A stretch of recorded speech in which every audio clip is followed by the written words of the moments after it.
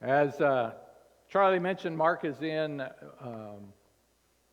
Missouri and will be for the next two class periods, so I volunteered to fill in for him while he's gone. I've been through Missouri one time, and it was in the summer, and I was driving a ladder truck that didn't have air conditioning.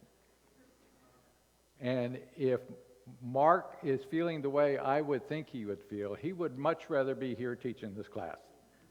It was not exactly a paradise when you're going through a place like that in the summer. Humidity is horrible. And I want to thank James and my grandson for helping me with this board. This requires somebody at both ends to get it out of that little room. You got to think of it like I think of everything in fire apparatus. Think of it as a tillered fire truck where you have steering at both ends. That's kind of what you're dealing with. So I appreciate their help. We are talking about, of course, the parables, and an email was sent out from the website that had the next three parables for tonight and the three after that for next Wednesday. And I hope you got a chance to look over at least that for tonight. If you did, you will notice that the first parable that we're dealing with tonight is from Matthew chapter 25, it's the first 13 verses. It's an account that's very familiar to all of us. You remember the 10 virgins that Jesus talks about. He says, "Then the kingdom of heaven will be comparable to 10 virgins who took their lamps and went out to meet the bridegroom. 5 of them were foolish, and 5 were prudent. For when the foolish took their lamps, they took no oil with them, but the prudent took oil in flasks along with their lamps."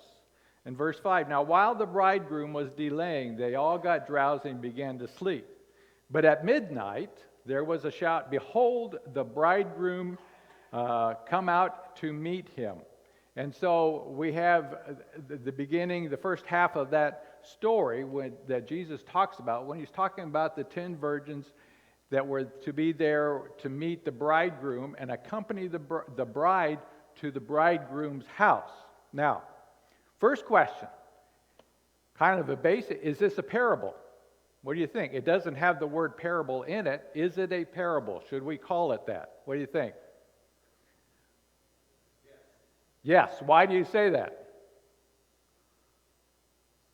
I answered the first part. Oh, okay. But the question is that the right answer? Because like I said, it doesn't say parable anywhere in there, the first half of that account. Jessica. When you start to phrase the kingdom of heaven is like. Okay.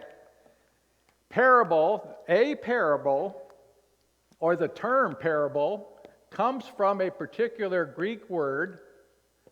That Greek word is parabolo. The English word is almost an exact transliteration of the Greek term. So we get the word parable from this particular Greek word. That Greek word literally means, as one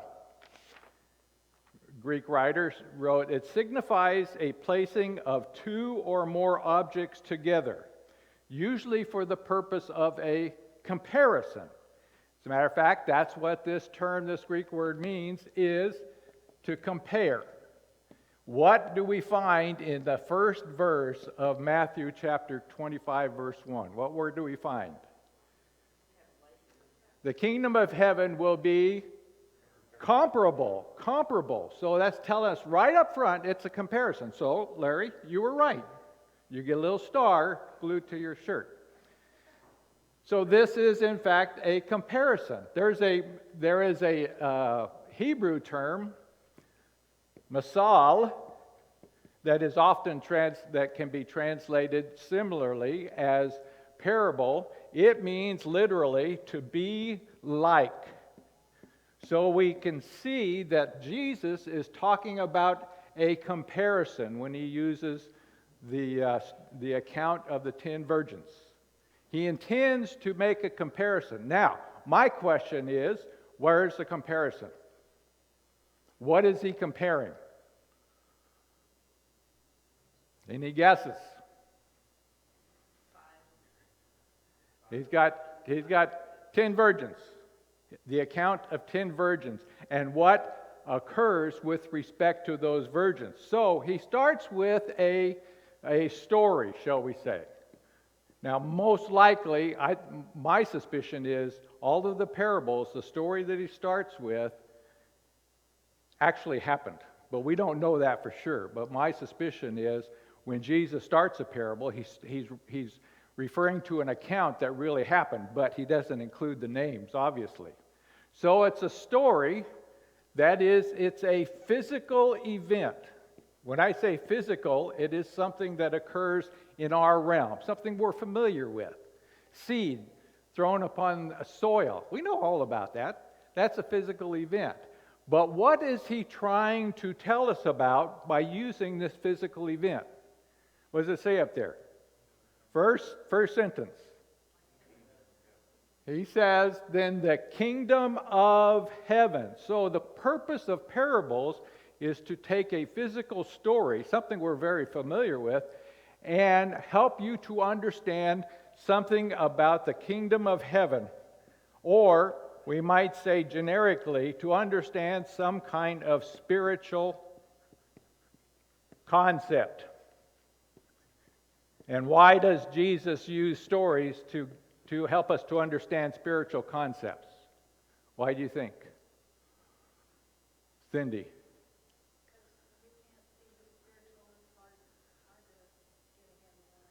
Exactly. What does the kingdom look like? I don't know. We can't describe what it looks like. We can't describe what it is based on our terms, our physical world, because it is not of what? Not of this world. So what Jesus is doing is he's using a particular account or story, and he's giving spiritual meaning to that story to help us understand what it means to be part of his kingdom. That's the purpose of every parable. To get us to understand the kingdom, what it's like and where it comes from. So that we can understand something that we cannot see, we cannot touch, we cannot feel, we cannot sense in any way. Yet we very much need to be able to understand it.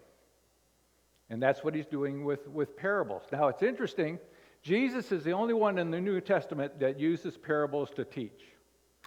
We don't find them in any of the letters of Paul or any of the other apostles or prophets. We find parables only really in the three, what we call the synoptic gospels, Matthew, Mark, and Luke.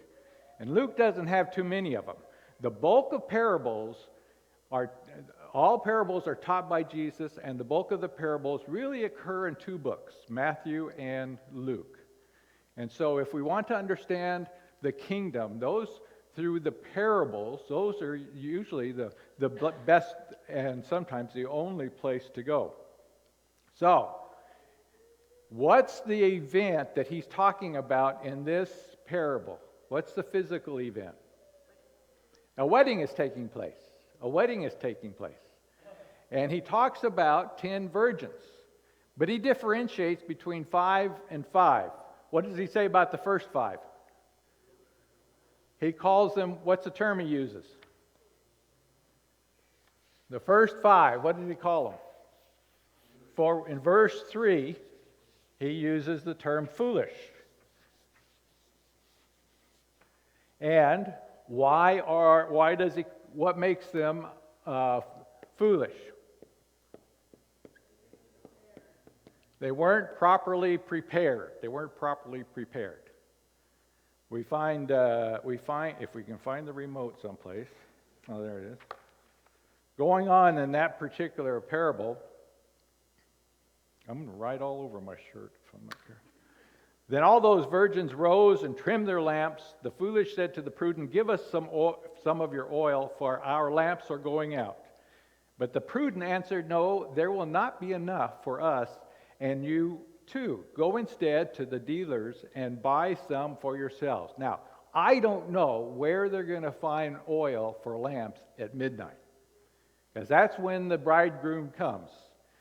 And the purpose of the virgins is to accompany the bride.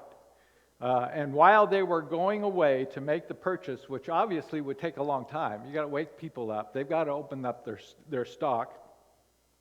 And while they were going to make the purchase, the bridegroom came, and those who were ready went in with him to the wedding feast, and the door was shut. Later, the other virgins also came, saying, Lord, Lord, open for us. But he answered, Truly I say to you, I do not know you. Be on the alert then, for you do not know the day nor the hour. What is the concept that Jesus is trying to help us understand by using this account?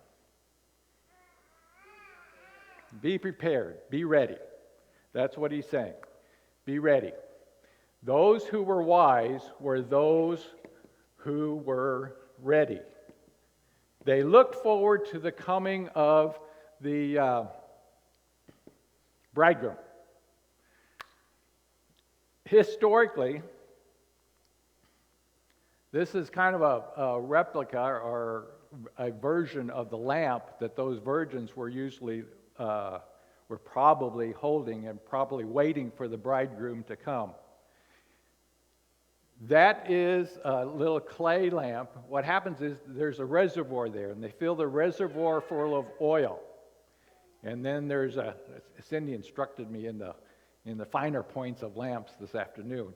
Down in that reservoir, there's a string that comes up, and it goes through a little hole where you see the flame. And what they do is they trim it. It acts like a wick, and they trim it, and then they light it. And the heated oil comes up through the string, and as long as you've got a heat source there, it will continue to filter up through that string. So it continues to burn. It's like a candle. That wick goes all the way down into the wax. And if you look at the wick is not really burning. What's burning is the vaporized paraffin around that wick. That's where you get the flame. The wick doesn't produce flame like that. Excuse me. The wick doesn't. It's the vaporized paraffin, or in this case, the vaporized oil that's actually burning.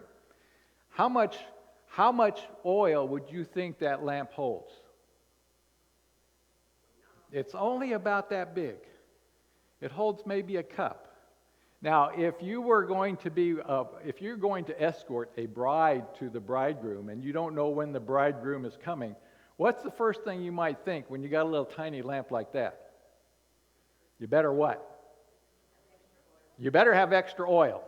You better have extra oil because the reservoir is really not very big. I mean, those are the size of a cup. Jessica. Another thing was that they said they didn't trim the lamp until after the bridegroom was actually coming.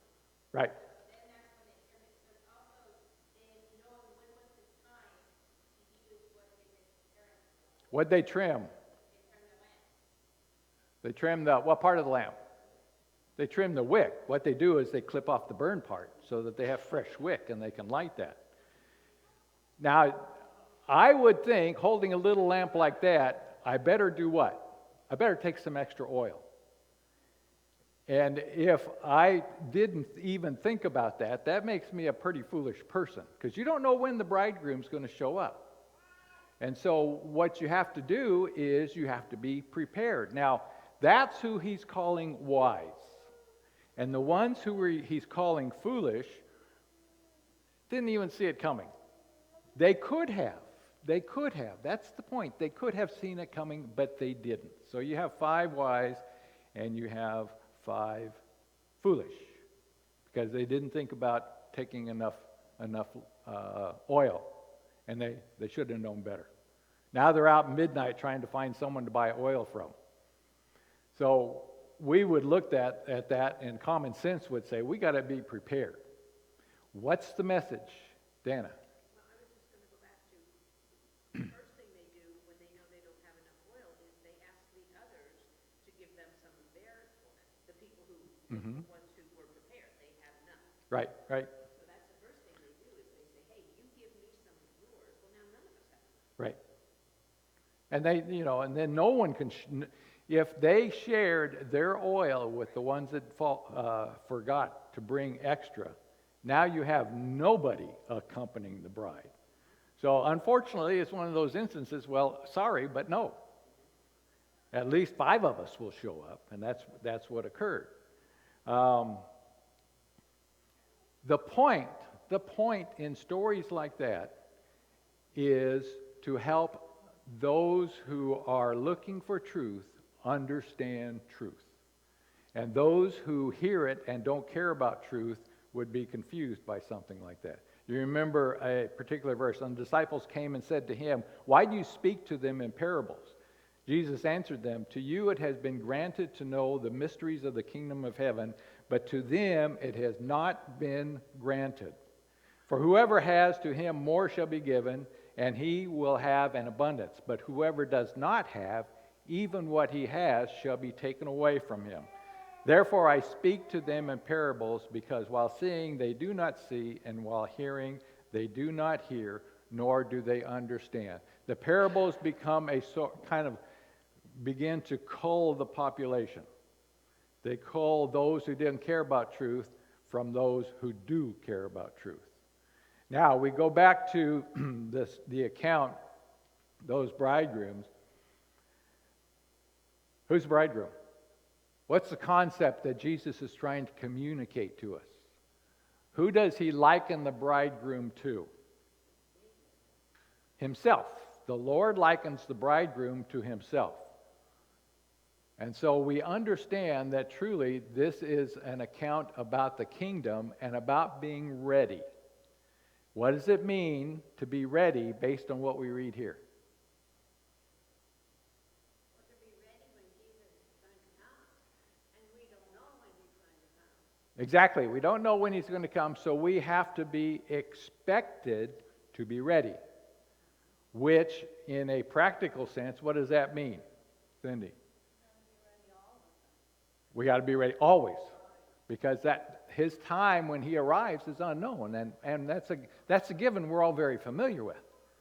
But the next question is, how do we be ready when the Lord comes?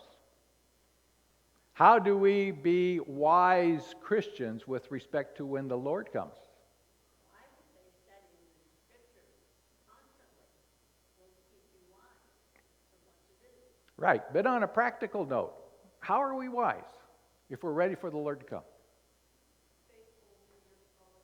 We're faithful and obedient to his word. How much of the time? 24/7. 24/7. To have enough oil for your lamps, you're ready 24/7 according to his word. That's the way we live. That's the way we live. Then we can be considered wise. Now, you notice what he says. He says, later the other virgins came along saying, "Lord, Lord, open for us. We're ready. We got oil. We got lamps. We're ready to go." And what did he say to them? "Truly I say to you," what? "I do not know you." Now, why did he say that? Why did he say that, Cindy? Well, they went with the bride. The ones he would know are the ones who were already there with the bride. Exactly. They weren't part of the wedding party. He didn't know if they belonged with the wedding party. Any Joe Blow could come along and say, "I'm part of the wedding party. Let me in. Let me in." But in this case, he didn't know who they were. Now, if they had been with the other 5 virgins, would he have known who they were? Yes. But in order to be with the other 5 virgins, what did they have to have? Oil. They have to have oil. If you read various commentators, well, let me ask you a question. If I can find it. What's the significance of oil? Is there a significance to oil in this particular parable? It was pricey. It was just part of the story. It was just part of the story. It was a means to help us to understand a concept. Now unfortunately, you get into different commentators. They have all kinds of explanations about the oil. They'll have all kinds of explanations about the lamps. We really can't go there. We can only go where Jesus leads us, period. Christina, did you have a... I was just going to say, for us, the oil could easily represent the word. It could. But here is a means just to get us to understand a concept. And that's, if you look at commentators, there's a number of them. There's as many explanations for oil as there are commentaries in this word. Same way with the lamp. All we know and all we need to know is they didn't have oil for their lamps. Period. They were not ready. In other words, as the time went on in their lives, they were not ready, which means they were not what? They were not, as Elise says, faithful to the word. They lost it somehow, or they never had it. Now they come along, and the bridegroom says, I don't know you. Jesus says, be on the alert then, for you do not know the day nor the hour. This parable is part of a larger context. What does Matthew... What did Matthew do with my pen? Here it is. What was Jesus talking about? What's Matthew 24 about? Primarily. Do you remember what Matthew 24 is about? Cindy.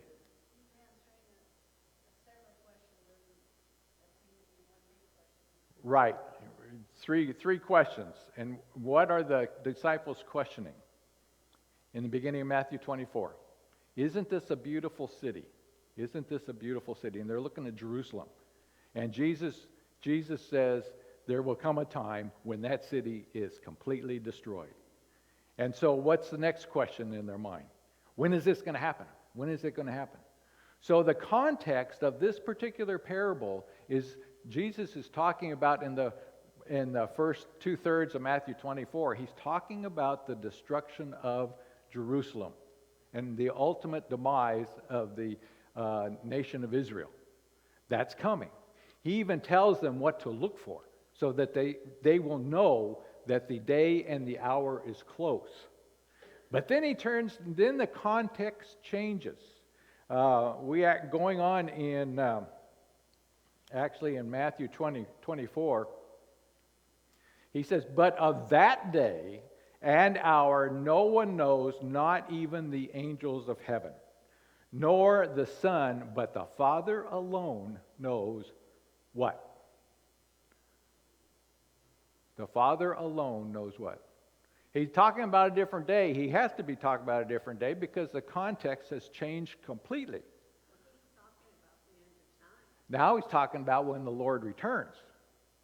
But of that day, that's why Jesus in the end of, in verse 13 says, be on the alert, for you do not know the hour when the Lord comes, nor the Son of Father, but only the Father alone. For the coming of the Son of Man will be just like the days of Noah. For as in those days before the flood, they were eating and drinking and marrying and giving in marriage until the day that Noah entered the ark. They didn't even give it a second thought. And then they're up here at the floor in floodwaters.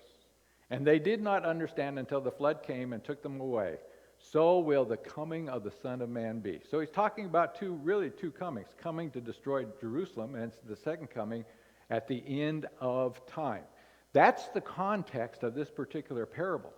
That's why he talks about the virgins. That's why he talks about being wise and being foolish, being ready and not being ready, being faithful to the Lord and his word and not being faithful to the Lord and his word. So there's the differentiation that takes place. Because the time will come, if they're not faithful to the Lord, i.e. they're not wise, what's the Lord going to say to them? I don't know you. I don't know you. And it will be definitely too late by then. It'll be unchanged. It says, on the appointed day, the bridegroom, accompanied by his friends, proceeded to the bride's house and thence escorted her with her attendant maidens and friends to his own or his parents' home. In the parable, however, the proceedings are somewhat different. Here, the bridegroom is not in the town, but somewhere at a distance, so that though the day is settled, the exact hour of his arrival is uncertain. That's the message. That's the message Jesus wants to implant on our brains. We don't know. We don't know.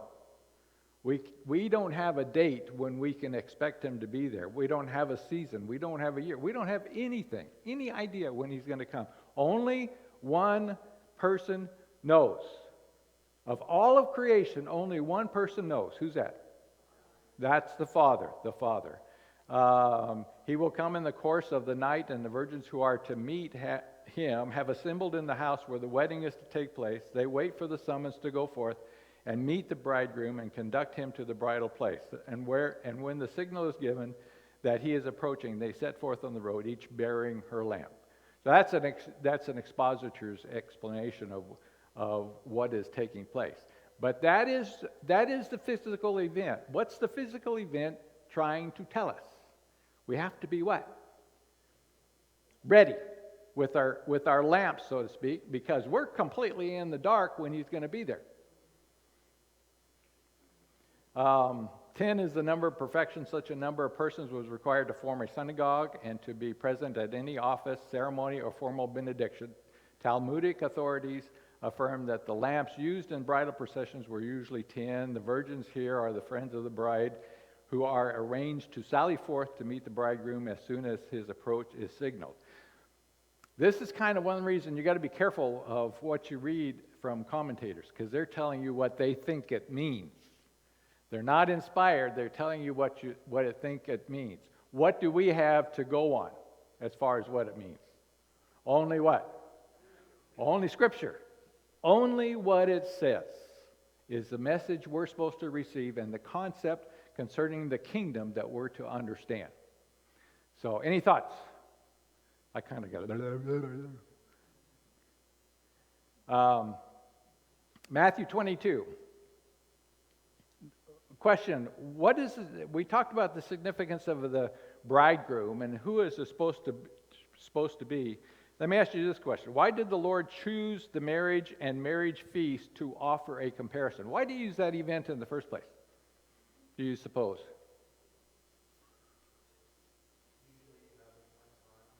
You have it one time. And what about it? It's a big event. It's a big event. In Jewish society, a wedding feast is a big event. And if you're invited, you want to be there. Because that's where you are. That's the time that you can really get together and really enjoy. In the Jewish society, it is a very joyous occasion. I would venture to guess it was of all occasions the most joyous in any community was that wedding feast, and you didn't want to miss it. The kingdom of heaven may be compared to a king who gave a wedding feast for his son, and he sent out his slaves to call those who had been invited to the wedding feast, and they were unwilling to come. Here again, he uses a wedding feast. It's something a Jew could relate to, because a Jew would think, man, that's a big deal. That is a big deal. So it's kind of interesting that I would liken that to heaven. It's a big deal. And yet they don't want to go.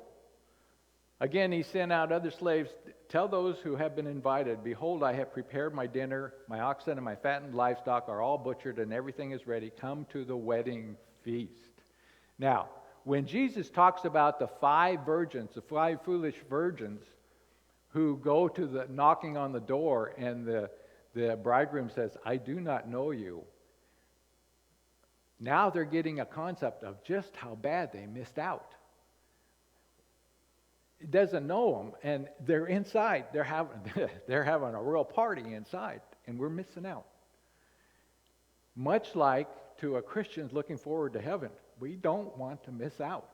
And so it kind of brings, I would think, it kind of brings the thought home to the Jews and the disciples that Jesus was talking to, especially in that particular context. Here's what's going to happen to Jerusalem. Here's what's going to happen in the end of the world.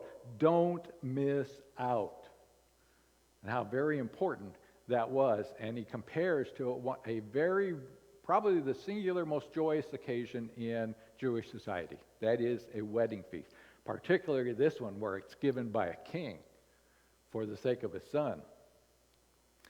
Moving on. And he told them a parable saying, the land of a rich man was very productive. This is the second parable we deal with tonight. And he began reasoning to himself, saying, what shall I do, since I have no place to store my crops? Then he said, this is what I will do. I will tear down my barns and build larger ones, and there I will store all my grain and my goods. And I will say to the soul, soul, you have many goods laid up for many years to come. Take your ease, eat, drink, and be merry.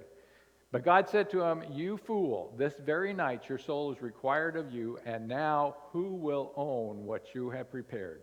So is the man who stores up treasure for himself and is not rich toward God. What's the message? Let me ask you this. What's the event? What's the event that we're all familiar with that Jesus uses? What do you think? Huh? What he's talking about. Someone gets rich. He gets extremely wealthy. Is that desired in our society? Oh, yes it is. Yes it is. Materialism is probably a plague on our particular society right now. Those who really desire to be rich, can they be rich enough? No, they can't be rich enough. And that's kind of the quandary we're in. Riches do not fulfill the need.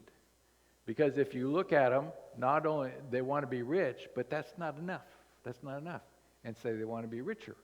That's the theme of materialism in our society. We never have enough. We always got to keep up with who? Got to keep up with the Joneses. Got to keep up with the Joneses. That's just part of our makeup. That's what our society preaches to us day in and day out. Now here, this individual, he says, I made it. I'm there. I'm going to kick back and really enjoy life. What's the problem with this thinking? It's all about him. But what does he misunderstand about life? He thought time was an unlimited commodity. He thought he could enjoy things. Can we ever consider time to be unlimited? No. When do we have to look forward to the Lord coming again? When do we have to live in such a way that we expect him to come? Right now, this moment. Maybe God grants us this moment on earth. Does he grant us the next one? No, he doesn't. And so what this rich man has forgotten is, if he's got today, then he automatically has tomorrow. He automatically has tomorrow. And so what is his identity in his mind? He identifies himself with his possessions. He identifies himself with his possessions. And he thinks those possessions are him. But what he fails to understand is they're not.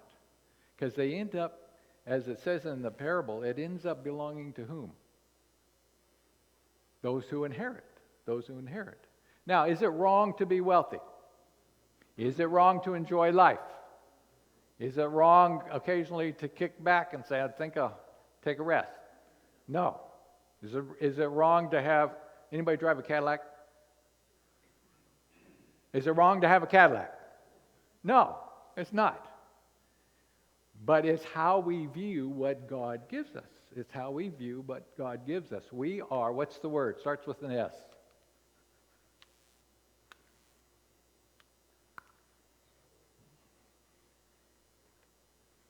The first word is probably dinner for somebody tonight. Pardon? Stewards. We are only stewards. And that rich man did not understand that he owned nothing. He owned nothing. Now, we have the opportunity to think we own things, but we don't. In reality, we own nothing. And he forgot that principle. And so he's kicked back. He's identified with that. One of the dichotomies of life is you hear some of them talk, some of these very wealthy people talk, and they lay awake at night trying to figure out how to get it. And they get it. And then they lay awake at night trying to figure out what? How to keep it. How to keep it. So All they get they don't realize they get a lifetime of sleepless nights, but it's a materialism is something that feeds itself, and it is never satiated. Dave. Matthew 6:19-21 talks about don't live for yourself, treasures on earth. Right. Yeah. Yeah. And along with that, we can own a Cadillac, but not consider that a treasure. What we consider a treasure is, as was mentioned, our faithful obedience to God's word. Period. That's our treasure. Lupe.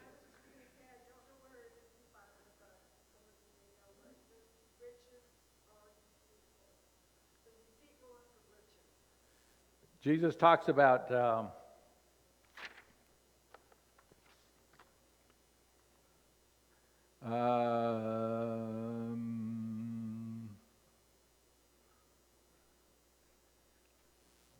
Luke chapter 22, verse 13. And someone in the crowd said to him, Teacher, tell my brother to divide the family inheritance with me. But he said to the man, Man, who appointed me a judge or arbiter over you? And he said to them, Beware and be on your guard against every form of, what was the problem? Greed. Greed was the problem. For not even when one has an abundance does his life consist of his possessions. And that's the problem in our society, and we're bombarded with it every single day. We are taught to think that our life consists of what? Our possessions. Our possessions. That is not our life. Those are only given to us by the Lord so that we can be the stewards He expects us to be. That's our job. That's our job here. And if we get that mixed up, then we end up like the rich man. Everything that we have acquired goes to somebody else. And now they can identify with those possessions. But they obviously didn't earn them.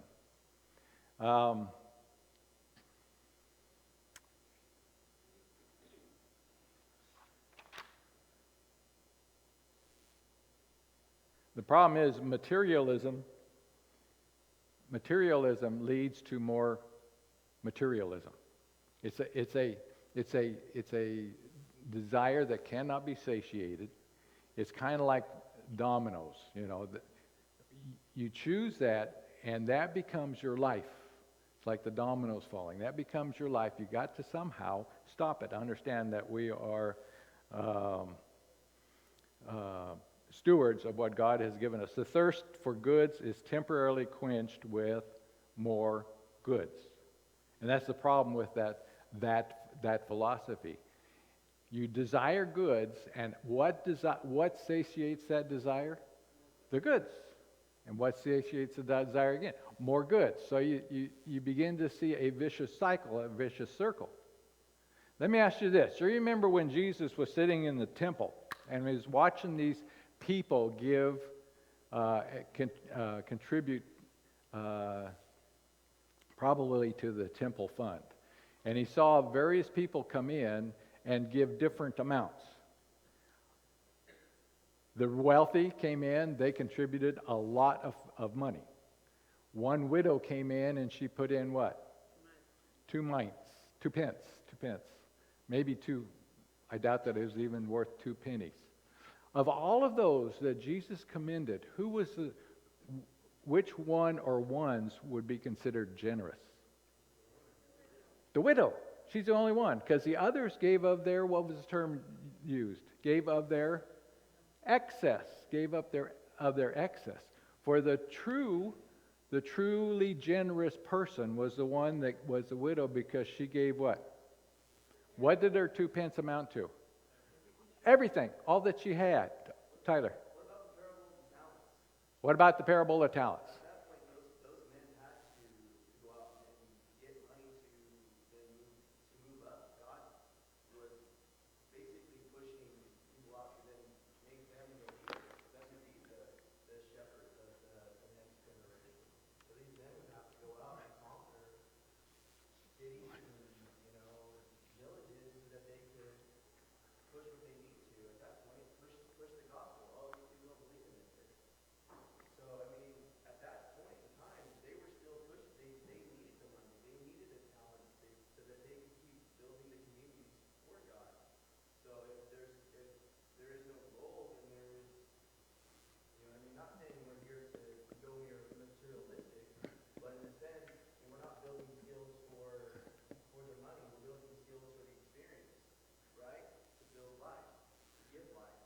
let's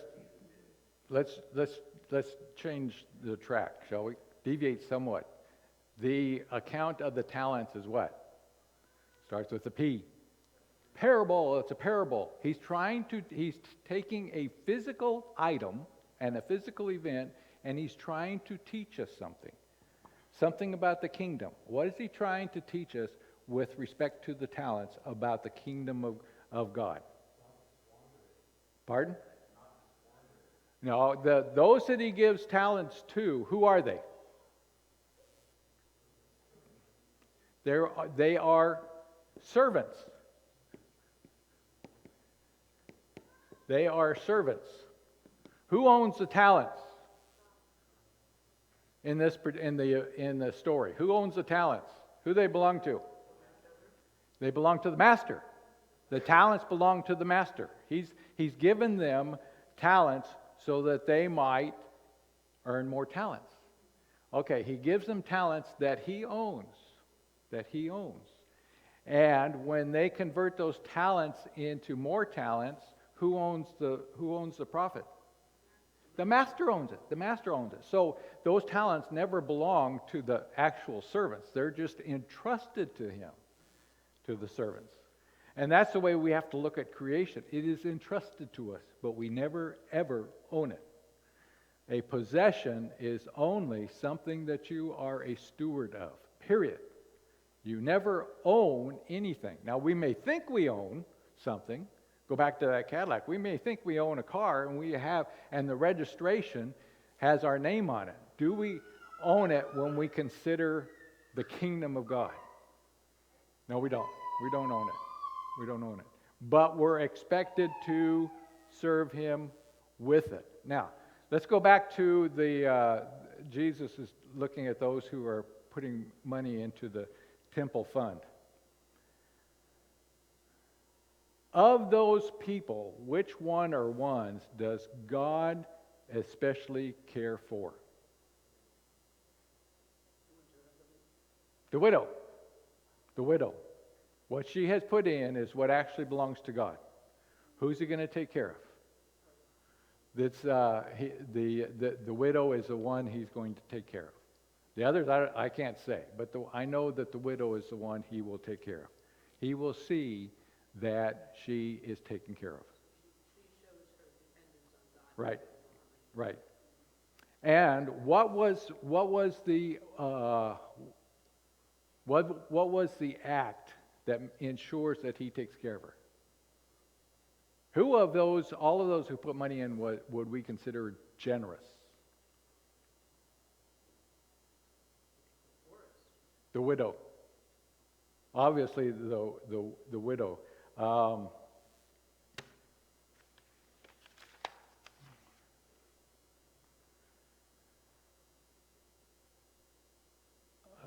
Be dressed in readiness and keep your lamps lit. Be like men who are waiting for their master when he returns from the wedding feast, so that they may immediately open the door to him when he comes and knocks. Blessed are those slaves whom the master will find on the alert when he comes. Truly I say to you that he will gird himself to serve and have them recline at table and will come and wait on them. God takes care of those who earnestly obey and serve God. Whether he comes in the second watch or even in the third and finds them so blessed as those slaves, be sure of this, that if the head of the house had known at what hour the thief was coming, he would not have allowed his house to be broken into. You too be ready, for the Son of Man is coming at an hour that you will not expect. Now, this was the third passage that Mark listed on those three that I sent out for tonight. This was the third passage. I don't know if we call this a parable.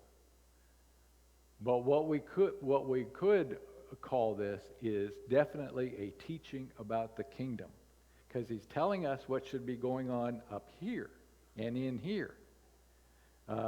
Be dressed in readiness and keep your lamps lit. What do we say about keeping your lamps lit?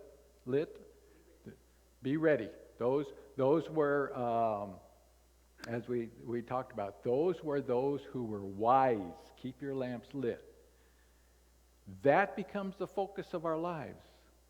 The rich man who said he could sit back, his focus was his possessions. His life consisted in his possessions, and yet he had nothing. He had nothing to show for it when he faced God. Be sure of this, that if the head of the house had known at what hour the thief was coming, he would not have allowed his house to be broken into. You too be ready, for the Son of Man is coming at an hour that you do not expect. The point is, we're ready. Do not seek what you shall eat and what you shall drink, and do not keep worrying, for all these things the nations of the world eagerly seek. So Jesus is talking to them about what most people will make the purpose of their lives. But your Father knows that you need these things. So he's going to take care of that widow that we talked about, Mary. We're talking about the talent, the lights.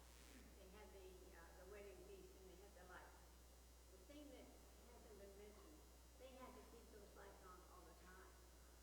So these guys that didn't take enough oil, they should have known they were going to have to have those burning all the time.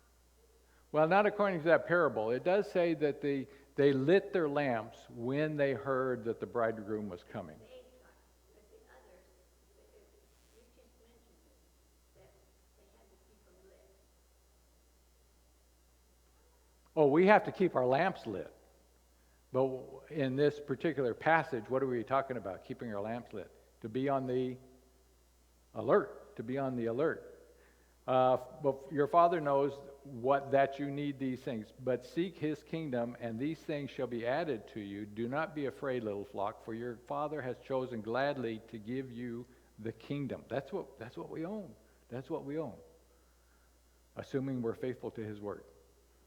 We don't own anything else. We don't own anything else. We own the right to be his child, being a child of God. John chapter 1, verse 12.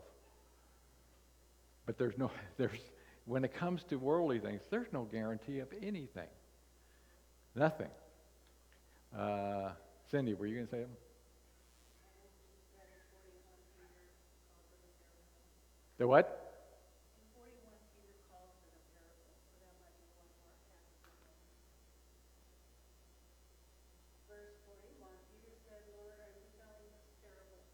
Oh, yes. Yeah.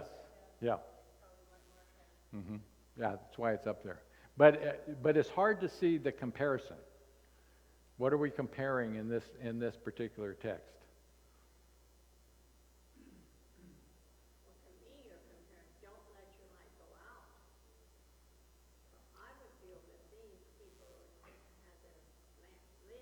First sentence, and do not seek what you shall eat and what you shall drink, and do not keep worrying, and do not mess up the screen on your computer.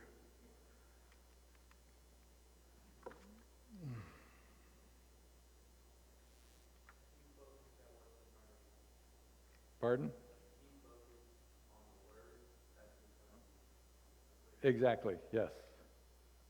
Okay, now I've totally messed it up.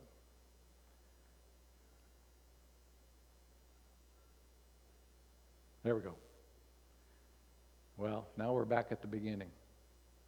And we're out of time. So it's amazing, how things kind of work together. Must be the providence of God there. We'll quit there, and we'll pick up at the next three next week.